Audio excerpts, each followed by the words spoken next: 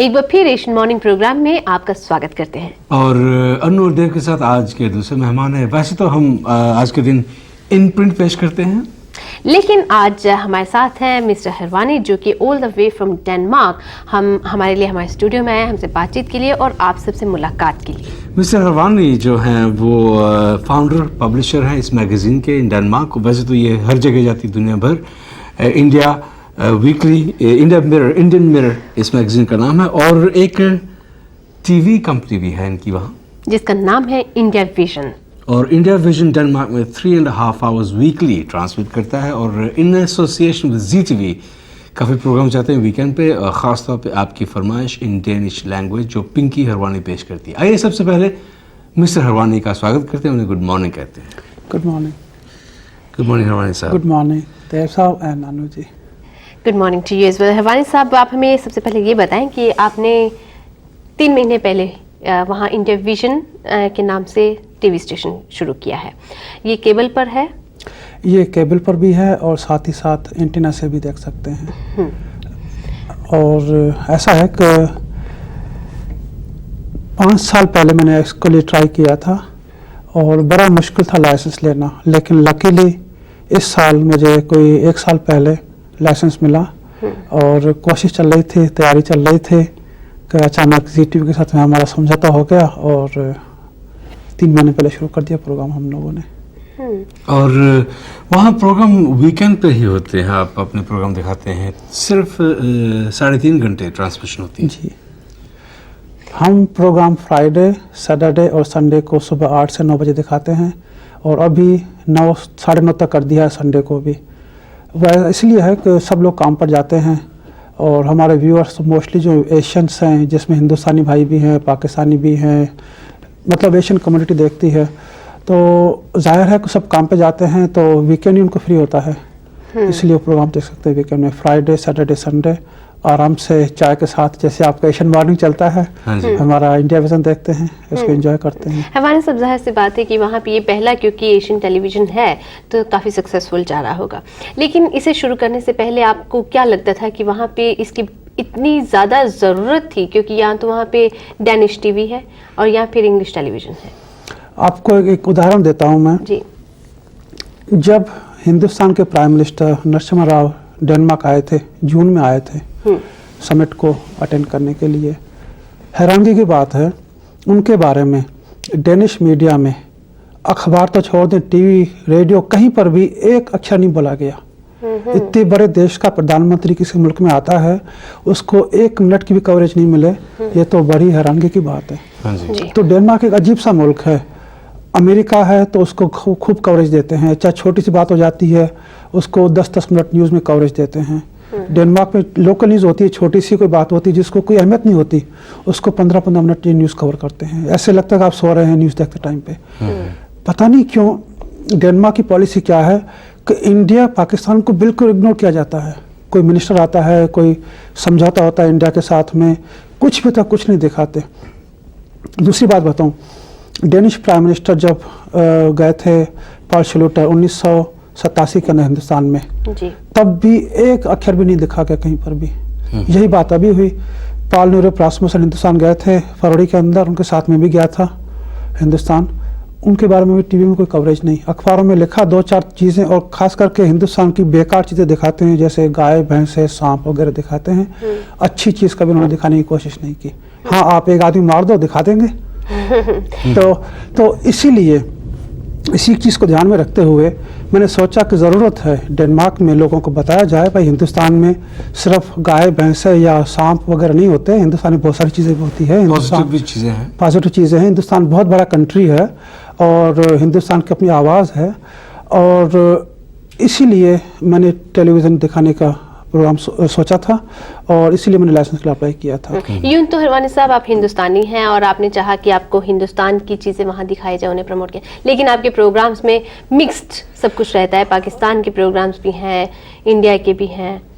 जी सही बात है। हम फ्राइडे को रेड कार्ड दिखाते हैं, पाकिस्तानी ड्रामा है जो कि बहुत ही पसंद किया जा रहा है, जिसे यहाँ भी बहुत पसंद किया गया है। जी। हमारे व्यूअर्स जो हैं, हमारे पास अभी तक 200 खत आ चुके हैं 3 महीने के अंदर, जिसमें सभी खत मोस्टली पाकिस्तानी कम्युनिटी के हैं। पाकिस्तानी बच्चे पिंकी को लिखते हैं पिंकी दीदी, बड़ा अच्छा लगता है। और फ़ोन भी आते हैं यंगस्टर्स के, सुबह सुबह 8 बजे फ़ोन आते हैं, कहते हैं अंकल हमें ये गाना देखना है, दीदी पिंकी दीदी से बात करनी है, तो अच्छा लगता है। और हमारे व्यूअर्स जो हैं उसमें पाकिस्तानी भी हैं, हिंदुस्तानी भी हैं, और पूरी एशियन कम्युनिटी हमारे प्रोग्राम देखती है। एशियन क्या, मिडिल ईस्ट कम्युनिटी भी, जिसमें लेबनीज़ हैं और इजिप्शियंस हैं, क्योंकि हिंदुस्तानी म्यूज़िक तो पूरी दुनिया में मशहूर है। जी हरवानी साहब, इससे पहले कि आपने एक लेडी का नाम मेंशन किया, पिंकी हरवानी का, शायद कुछ यहाँ ऐसे व्यूज़ भी हैं यूके में जो पिंकी हरवानी के नाम से वाकिफ़ नहीं है। Pinky Harwani, yes, the lady presents आपकी फरमाइश इन डेनिश लैंग्वेज। और आइए थोड़ी सी जो लिंक है इस प्रोग्राम का आपको दिखाते हैं ताकि आपको पता चल जाए कि पिंकी कौन है।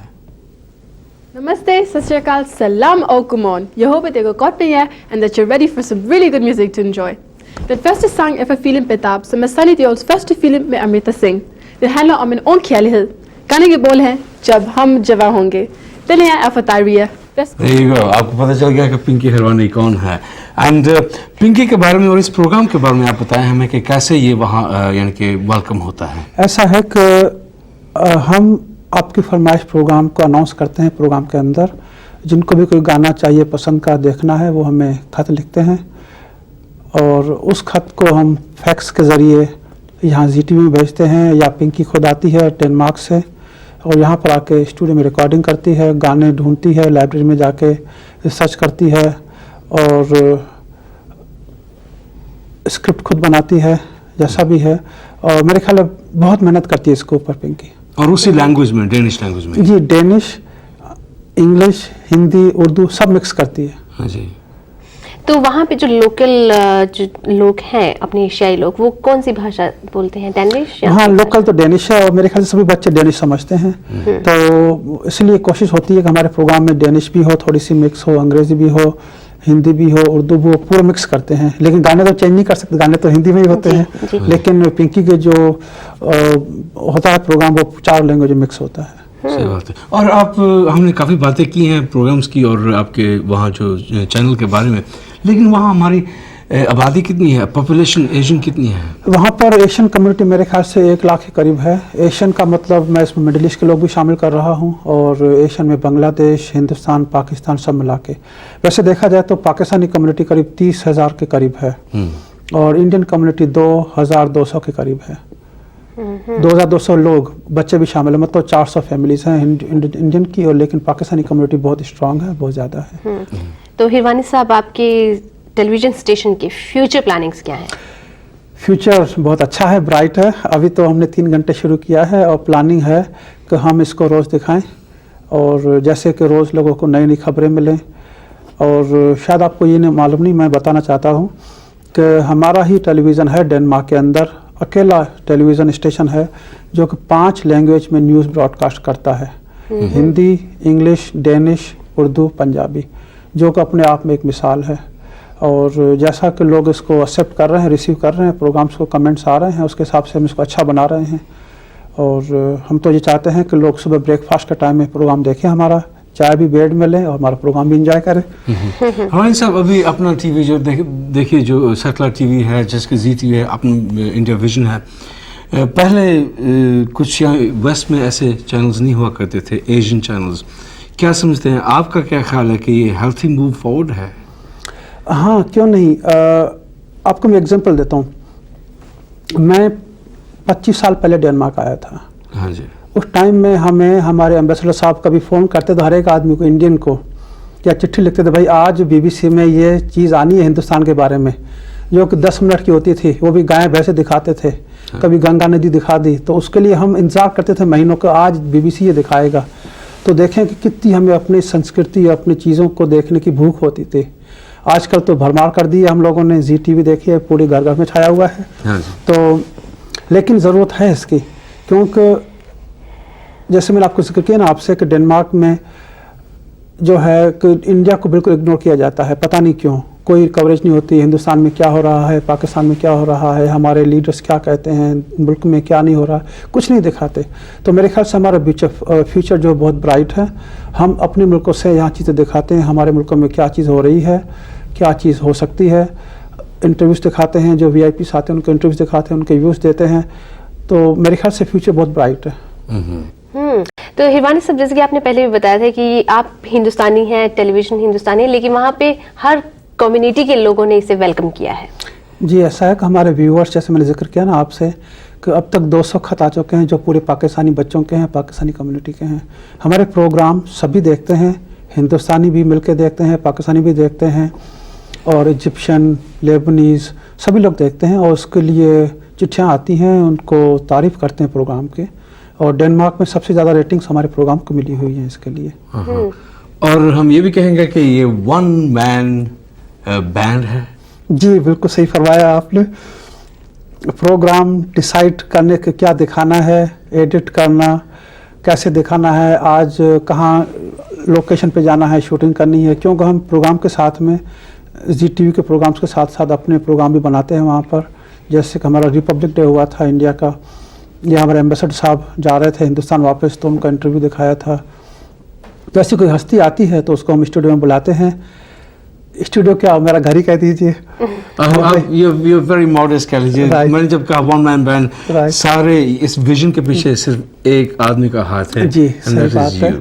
सही बात है। तो इस साल 1996 में डेनमार्क में पहली बार रिपब्लिक डे मनाया गया टीवी पर, जी, जिसे कि दिखाया बिल्कुल गया। पहली दफ़ा दिखाया गया, और मेरे ख्याल से हम सब के लिए ये खुशी की बात होनी चाहिए, सबको प्राउड होना चाहिए कि भाई हमारा भी एक टेलीविज़न है, हमारी भी एक आवाज़ है जो कि हमारी आवाज़ को दिखा सकती है। जब मैंने सवाल किया था कि फ्यूचर प्लानिंग क्या है, तो मेरा ये भी मतलब था कि क्या एयर टाइम ज़्यादा होगा? जी, हम फ्यूचर सोच रहे हैं कि 1 घंटा रोज़ दिखाया जाए, जिससे कि लोगों को न्यूज़, नई और ताज़ी खबरें रोज़ मिली जाया करें। और जैसे कि लोकल एक्टिविटीज़ होती है उसको हम दिखाया करें। अभी हम लोकल एक्टिविटीज़ कम दिखा रहे हैं, इसलिए कि फ्राइडे, सैटरडे, संडे होता है, तो इसमें अनाउंसमेंट्स बहुत कम कर सकते हैं। लेकिन जब डेली प्रोग्राम होगा तो you can give always up to date information कि भाई कल क्या हो रहा है, परसों क्या हो रहा है, आप देखिए टीवी के अंदर। तो हम इसको रोज़ करना चाहते हैं, जो कि जल्दी हो जाएगा। और फिर वहाँ जो इंडिया विजन के ज़रिए अपनी लोकल कम्युनिटी जो वहाँ है वो भी रिप्रेजेंट हो सकती है। हाँ, क्यों नहीं। जैसे कि आपको बताया मैंने कि रिपब्लिक डे हमने मनाया था, जो कि पहली दफ़ा ही टेलीविज़न पे दिखाया गया। ऐसा ही जैसे पाकिस्तान का ट्रेड काउंसलर चेंज हुआ, कोपेनहेगन से स्टॉकहोम चले गए, तो वो खबर भी हमने सबसे पहले पब्लिक को हमने बताई टीवी के माध्यम से। तो हमारा चैनल सबके लिए खुला हुआ है। इस चैनल के थ्रू लोग एक दूसरों को पहचान सकते हैं, एक दूसरे को जान सकते हैं, एक दूसरे के बिजनेस के बारे में जान सकते हैं। मतलब ओपनिंग्स आर देयर। हाँ, और फ्यूचर प्लान्स भी बहुत फ्यूचर हैं। प्लान्स बहुत अच्छे हैं। हाँ जी। और इंडिया विजन के बारे में काफ़ी बातें होंगी, इंडिया मिरर के बारे में बातें हो जाएं।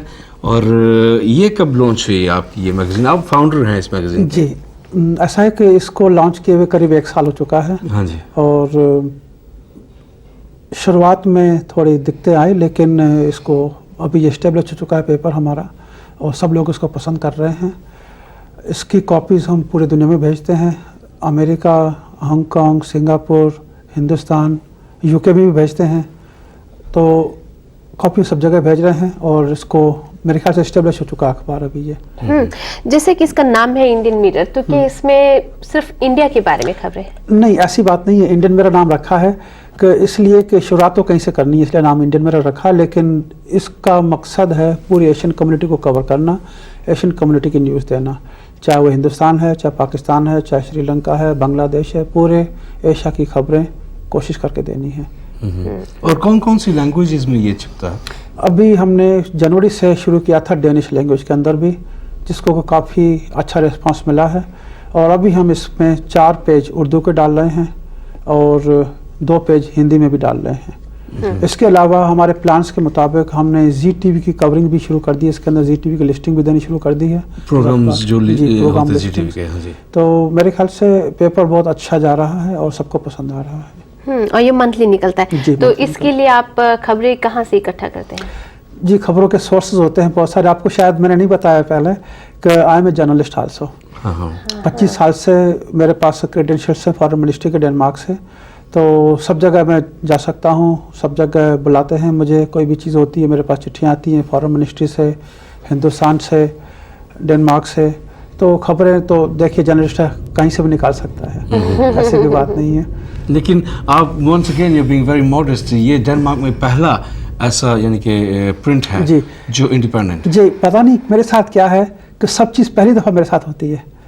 मैं बताऊं आपको, डेनमार्क में सबसे पहले हिंदुस्तानी फिल्म बनी थी, वो मैंने बनाई थी, जिसका नाम था प्यार का तराना। हाँ जी। उसके बाद हिंदुस्तान में एक डायरेक्टरी निकलती है, direct of Indians in Denmark, Indians के बारे में एक किताब है जो सबसे पहले मैंने निकाली थी। जैसे कि हुज हू होता who is who, that's right. हाँ जी।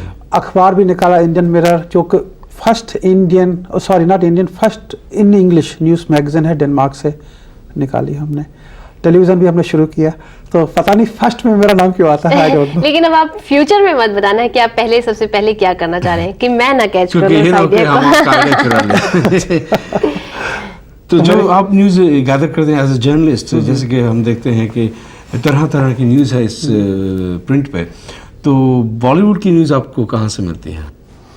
जी, बॉलीवुड की न्यूज़ के बारे में ये है कि कुछ तो मेरा पर्सनल एक्सपीरियंस है जो कि मैंने नवंबर के इशू में डाला था। अच्छा या बुरा जो भी है, पूरा मैंने इसमें डाल दिया है। देव साहब के साथ जो मेरा एक्सपीरियंस है वो मैंने पूरा इसमें डॉक्यूमेंट्स के साथ में डाला है। बाकी जो अलग न्यूज़ है, यहाँ पर एक रहते हैं मिस्टर बलवंत पांडे लंदन में, जो कि इंडियन लिंक अखबार निकालते हैं, वो मेरे लिए लिखते हैं कॉलम, फिल्मी कॉलम। उसके अलावा कोमल नाटा हैं बॉम्बे में फिल्म इंफॉर्मेशन के एडिटर, वो भी कॉलम लिखते हैं मेरे लिए। तो फिल्मी न्यूज़ तो इन सोर्सेज से आती है। उसके अलावा मेरा खुद का एक्सपीरियंस भी है, और जैसे कि मैं फिल्म प्रोड्यूसर भी हूँ, तो सबसे मेरी जान पहचान भी है। सावन जी भी हैं हमारे दोस्त अच्छे से, सावन कुमार टाक लंदन में आते हैं तो साथ घूमते हैं, अमेरिका साथ जाते हैं, तो इंडस्ट्री में सब जानते हैं मुझे, तो न्यूज़ वहाँ से भी आ जाती है। लेकिन एक बात है कि ये खुशी होती है मुझे क्या कहते हुए कि पता नहीं क्यों सब चीज़ सबसे पहले मेरे तरफ से रिलीज़ होती है। कोई भी नई चीज़ जाती है तो मेरे तरफ से जाती है पहले। मेरे ख्याल है कि डेनमार्क में शायद ऊपर वाले ने इसीलिए आपको भेजा है कि एशियाई मीडिया शुरू किया जाए और वहाँ पे एशियन न्यूज़ फैलाएं आप। जी, ऐसा ही लगता है कुछ।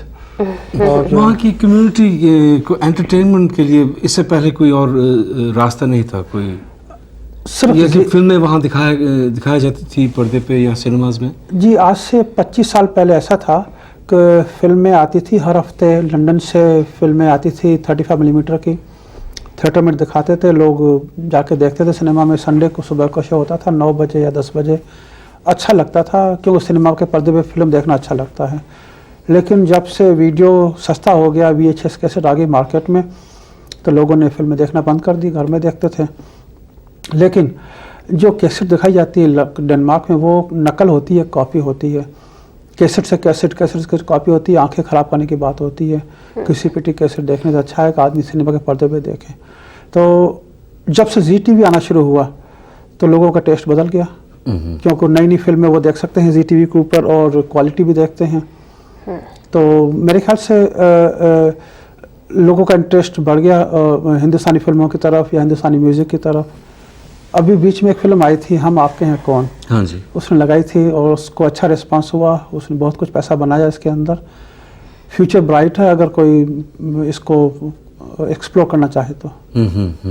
और ZTV का आपने जिक्र किया, न सिर्फ आपकी फरमाइश ZTV का प्रोग्राम आप वहाँ 3.5 घंटे जो आपकी ट्रांसमिशन है दिखाते हैं, और भी काफ़ी कुछ दिखाते हैं ZTV के प्रोग्राम? जी, ZTV के हम रेड कार्ड दिखाते हैं जो कि फ्राइडे को हाँ जी दिखाते हैं 1 घंटे के लिए, जो कि पाकिस्तानी कम्युनिटी और हिंदुस्तानी भी कम्युनिटी अच्छी तरह से देखती है, आराम से देखती है। और उसके बाद हम संडे को जो प्रोग्राम दिखाते हैं नमस्ते इंडिया, हाँ जी, उसके तो क्या कहने, डेनिशों के फ़ोन आते हैं प्रोग्राम देखते हुए, कहते हैं भाई यहाँ कैसे जा सकते हैं बताओ। तो मेरे लिए, मेरे ख्याल से ये बहुत अच्छा अपॉर्चुनिटी है किसी ट्रेवल एजेंसी को एडवर्टाइज़ करने के लिए उसके अंदर, या कुछ अपनी प्रमोट करने के लिए, क्योंकि सब लोग देखते हैं, डेनिश लोग, अंग्रेज़ लोग देखते हैं प्रोग्राम को, पूछते हैं भाई ये जो है जगह आपने आज दिखाई उसकी कैसेट मिल सकती है? तो हमने कहा भाई आप ऐसा कीजिए, लिखे भेजिए, हम उसको रिपीट कर देंगे कभी आपकी फरमाइश के ऊपर। तो खास करके जैसलमेर और जयपुर को खूब लोगों ने पसंद किया और लोग देखते हैं, कहते हैं यार अच्छा प्रोग्राम है, हमने ऐसा सोचा नहीं था क्या है। तो ये तो मेरे ख्याल से हम सरकार को भी प्रमोट कर रहे हैं। हवानी साहब, हम ऐसे करेंगे कभी डेनमार्क में हम आएंगे आपके स्टूडियो में और एशियन मॉर्निंग प्रोग्राम वहाँ करेंगे। ज़रूर, क्यों नहीं, हम तो चाहते हैं आप हमारे साथ आएँ, हमारे साथ एक छोटी सी मुलाकात करें, देखें क्या डेनमार्क के लोग हैं, कैसे नहीं हैं, और अच्छी तरह से आपको दिखाएंगे जो भी फैसिलिटीज़ हमारे पास हैं। हिमानी साहब, आज के लिए हम आपका बहुत बहुत शुक्रिया अदा करना चाहते हैं कि आपने अपना कीमती वक्त हमारे शो के लिए निकाला। आपका भी बहुत बहुत धन्यवाद, आपने मुझे बुलाया और मेरे बारे में जानकारी दी लोगों को। हाँ जी, और पिंकी जी को हेलो कहिएगा और keep up the good work उन्हें कहिएगा। थैंक यू, लेकिन आपसे ये कहूँ, आपने फरमाइश भेजी है कि नहीं? पिंकी वो लिसन आउट, हम फरमाइश हम दोनों की फरमाइश भेजेंगे फॉर डेनिश टेलीविजन। ज़रूर भेजिए, हम आपकी फरमाइश लगाएंगे। और ये कहना चाहता हूँ व्यूअर्स को मैं कि आपकी फरमाइश में अगर आपके बच्चों का बर्थडे है या कुछ ऐसी बात है, आप भेजें, फ़ोटो भेजें बच्चों की, हम ज़रूर दिखाएंगे, फ़ोटो भी दिखाएंगे। या किसी के लिए आप गाना लगाना चाहते हैं, आपके फ्रेंड के लिए, आपके लवर के लिए भेजें, हम उसको भी दिखाएंगे। यानी कि इन डेनिश लैंग्वेज। बिल्कुल, यस। शुक्रिया ji, thank you mister Rawani very much. Thank you. और अभी चलते हैं